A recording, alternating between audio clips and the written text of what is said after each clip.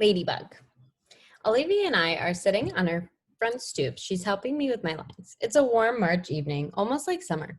The sky is still bright, cyan, but the sun is low and the sidewalks are streaked with long shadows. I'm reciting, yes, the sun's come up over 1,000 times. Summers and winters have cracked the mountains a little bit more, and the rains have brought down some of the dirt. Some babies that weren't even born before have begun talking regular sentences already, and the number of people who thought they were right young and spry have noticed that they can't bound up a flight of stairs like they used to without their heart fluttering a little. I shake my head, can't remember the rest. All that can happen in 1,000 days. Olivia prompts me, reading from the script. Right, I say, shaking my head. I sigh. I wipe Olivia. I wipe Olivia. How the heck am I going to remember all these lines? You will, she answers confidently. She reaches out and cups her hands over a ladybug that appears out of nowhere. See, a good luck sign, she says, slowly lifting her top hand to reveal the ladybug walking on the palm of her hand. Good luck or just the hot weather, I joke. Of course, good luck, she answers, watching the ladybug crawl up her wrist. There should be a thing about making a wish on a ladybug. Augie and I used to do that with fireflies when we were little. She cups her hands over the ladybug again. Come on, make a wish. Close your eyes. I dutifully close my eyes. A long second passes, then I open them. Did you make a wish, she asks. Yep, she smiles, uncups her hands, and the ladybug, as if on cue, spreads its wings and flits away. Don't you want to know what I wished for, I asked, kissing her. No, she answers shyly, looking up at the sky, which at this very moment is the exact color of her eyes. I made a wish too, she says mysteriously, but she has so many things she could wish for, I have no idea what she's thinking. The bus stop. Olivia's mom, Augie, Jack, and Daisy come down the stoop just as I'm saying goodbye to Olivia. Slightly awkward since we are in the middle of a nice long kiss. Hey guys, says the mom, pretending not to see anything, but the two boys are giggling. Hi, Mrs. Pullman. Please call me Isabel, Justin, she says again. It's like the third time she's told me this, so I really need to start calling her that. I'm heading home, I say, as if to explain. Oh, are you heading to the subway? She says, following the dog with a newspaper. Can you walk Jack to the bus stop? No problem. That okay with you, Jack? The mom asks him. And he shrugs. Justin, can you stay with him till the bus comes? Of course. We all say our goodbyes. Olivia winks at me. You don't have to stay with me, says Jack as we're walking up the block. I take the bus by myself all the time. Augie's mom is way too overprotective. He's got a low, gravelly voice like a little tough guy. He kind of looks like one of those little rascal kids in old black and white movies. Like he should be wearing a newsboy cap and knickers. We get to the bus stop and the schedule says the bus will be there in 8 minutes. I'll wait with you, I tell him. Up to you, he shrugs. Can I borrow $1? I want some gum. I fish $1 out of my pocket and watch him cross the street to the grocery store on the corner. He seems too small to be walking around by himself somehow. Then I think how I was that young when I started taking the subway by myself. Way too young. I'm going to be an overprotective dad someday. I know it. My kids are going to know I care. I'm waiting there a minute or two when I notice 3 kids walking up the block from the other direction. They walk right past the grocery store, but one of them looks inside and nudges the other 2, and they all back up and look inside. I can tell they're up to no good, all elbowing each other, laughing. One of them is Jack's height, but the other 2 look much bigger. More like teens. They hide behind the fruit stand in front of the store, and then Jack walks out. They trail behind him, making loud throw-up noises. Jack casually turns around at the corner to see who they are, and they run away, high-fiving each other and laughing little jerks. Jack crosses the street like nothing happened and stands next to me at the bus stop blowing a bubble. Friends of yours? I finally say. Ha, he says. He's trying to smile, but I can see he's upset. Just some jerks from my school, he says. A kid named Julian and his 2 gorillas, Henry and Miles. Do they bother you like that a lot? No, they've never done that before. They'd never do that in school, or they'd get kicked out. Julian doesn't even live around here, so I guess it was just bad luck running into him. Oh, okay, I nod. It's not a big deal, he assures me. We both automatically look down Amesfort Avenue to see if the bus is coming. We're sort of in a war, he says after a minute, as if that explains everything. Then he pulls out his crumpled piece of loose leaf paper from his jean pocket and gives it to me. I unfold it, and it's a list of names in 3 columns. He turns the whole grade against me, says Jack. Not the whole grade, I point out, looking down at the list. He leaves me notes in my lockers that says stuff like, everybody hates you. You should tell your teacher about that. Jack looks at me like I'm an idiot and shakes his head. Anyway, you have all these neutrals, I say, pointing to the list. If you get them on your side, things will even up a bit. Yeah, well, that's really going to happen, he says sarcastically. Why not? He shoots me another look like I'm absolutely the stupidest guy he's ever talked to in the world. What? I say. He shakes his head like I'm hopeless. Let's just say he says I'm friends with someone who isn't exactly the most popular kid in school. Then it hits me. What's he's not coming out and saying? August. This is all about being friends with August, and he doesn't want to tell me because I'm the sister's boyfriend. Yeah, of course. Makes sense. He sees the bus coming down Amesfort Avenue. Well, just hang in there, I tell him, handing back the paper. Middle school is about as bad as it gets, and then it gets better. Everything will work out. He shrugs and shoves the list back into his pocket. We wave goodbye when he gets off the bus, and I watch it pull away.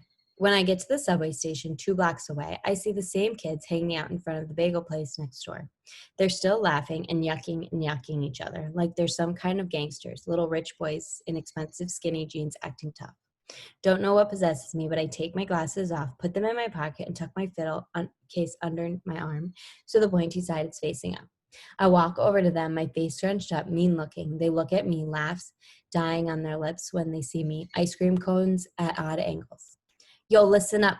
Don't mess with Jack, I say, real slowly, gritting my teeth, my voice all Clint Eastwood, tough guy. Mess with him again, and you will be very, very sorry. And then I tap my fiddle case for effect. Got it? They nod in unison, ice cream dripping into their hands. Good, I nod mysteriously, then sprint down the subway, 2 steps at a time. Rehearsal.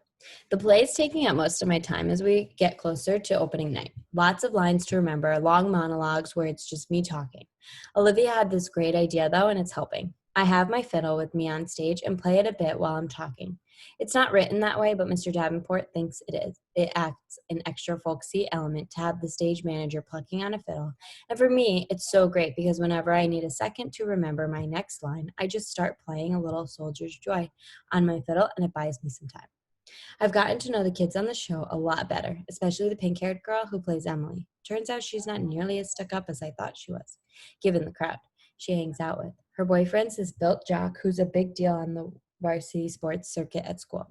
It's a whole world that I have nothing to do with, so I'm kind of surprised that this Miranda girl turns out to be kind of nice. One day, we're sitting on the floor backstage waiting for the tech guys to fix main spotlight. So how long have you and Olivia been dating? She asks out of the blue. About 4 months, I say. Have you met her brother? She says casually. It's so unexpected that I can't hide my surprise. You know Olivia's brother? I ask. Via didn't tell you? We used to be good friends. I've known Augie since he was a baby. Oh, yeah, I think I knew that, I answer. I don't want to let on that Olivia had not told me any of this. I don't want to let on how surprised I am that she called her Via. Nobody but Olivia's family calls her Via. And here, this pink-haired girl who I thought was a stranger is calling her Via. Miranda laughs and shakes her head, but she doesn't say anything. There's an awkward silence, and then she starts fishing through her bag and pulls out her wallet. She rifles through a couple of pictures and then hands one to me. It's of a little boy in a park on a sunny day. He's wearing shorts and a t-shirt and an astronaut helmet that covers his entire head. It was like 100 degrees that day, she says, smiling at the picture. But he wouldn't take the helmet off for anything. He wore it for like 2 years straight in the winter and in the summer at the beach. It was crazy. Yeah, I've seen pictures in Olivia's house. I'm the one who gave him that helmet, she says. She sounds a little proud of that. She takes the picture and carefully inserts it back into her wallet. Cool, I answer. So you're okay with it? She says, looking at me. I look at her blankly. Okay with what? She raises her eyebrow like she doesn't believe me. You know what I'm talking about, she says, and takes a long drink from the water bottle. Let's face it, she continues. The universe was not kind to Augie Pullman. Bird. Why didn't you tell me that you and Miranda Novice used to be friends? I say to Olivia the next day. I'm really annoyed at her for not telling me this. It's not a big deal, she answers defensively, looking at me like I'm weird. It is a big deal, I say. I looked like an idiot. How could you not tell me? You've always acted like you don't even know her. I don't know her, she answers quickly. I don't know who that pink-haired cheerleader is. The girl I knew who was a total dork who collected American Girl dolls. Oh, come on, Olivia. You come on. You could have mentioned it to me at some point, I say quietly, pretending not to notice that big fat tear that's suddenly rolling down her cheek. She shrugs, fighting back bigger tears. It's okay, I'm not mad, I say, thinking the tears are about me. I honestly don't care if you're mad, she says spitefully. Oh, that's real nice, I fire back. She doesn't say anything. The tears are about to come. Olivia, what's the matter, I say. She shakes her head like she doesn't want to talk about it, but all of a sudden the tears start rolling a mile a minute. I'm sorry, it's not you, Justin. I'm not crying because of you, she finally says through her tears. Then why are you crying? Because I'm an awful person. What are you talking about? She's not looking at me, wiping her tears with the palm of her hand. I haven't told my parents about the show, she says quickly. I shake my head because I don't quite get what she's telling me. That's okay, I say. It's not too late. There are still tickets available. I don't want them to come to the show, Justin, she interrupts impatiently. Don't you see what I'm saying? I don't want them to come. If they come, they'll bring Augie with them, and I just don't feel like. Here, she's hit by another round of crying that doesn't let her finish talking. I put my arm around her.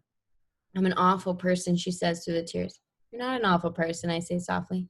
Yes, I am, she sobs. It's just been so nice being in the new school where nobody knows about him, you know? Nobody's whispering about it behind my back. It's just been so nice, Justin. But if he comes to the play, then everyone will talk about it. Everyone will know. I don't know why I'm feeling like this. I swear I've never been embarrassed by him before. I know, I say, soothing her. You're entitled, Olivia. You've dealt with it a lot your whole life. Olivia reminds me of a bird sometimes, how her feathers get all ruffled when she's mad, and when she's fragile like this, she's a little lost bird looking for a nest. So I give her my wing to hide under. The universe. I can't sleep tonight. My head is full of thoughts that won't turn off. Lines from my monologues, elements of the periodic table that I'm supposed to be memorizing, theorems I'm supposed to be understanding. Olivia, Augie, Miranda's words keep coming back. The universe was not kind to Augie Pullman. I'm thinking about that a lot and everything it means. She's right about that. The universe was not kind to Augie Pullman. What did that little kid ever do to deserve this sentence? What did the parents do, or Olivia? She once mentioned that some doctor told her parents that the odds of someone getting the same combination of syndromes that came together to make Augie's face were like 1 in 4 million. So doesn't that make the universe a giant lottery then? You purchase a ticket when you're born, and it's all just random whether you get a good ticket or a bad ticket. It's all just luck. My head swirls on this, but then softer thoughts soothe like a flatted third on a major chord. No, it's not all random. If it really was all random, the universe would abandon us completely, and the universe doesn't. It takes care of its most fragile creations in ways we can't see, like with parents who adore you blindly and a big sister who feels guilty for being human over you, and a little gravelly voiced kid whose friends have left him over you, and even a pink-haired girl who carries your picture in her wallet. Maybe it is a lottery, but the universe makes it all even out in the end. The universe takes care of all its birds.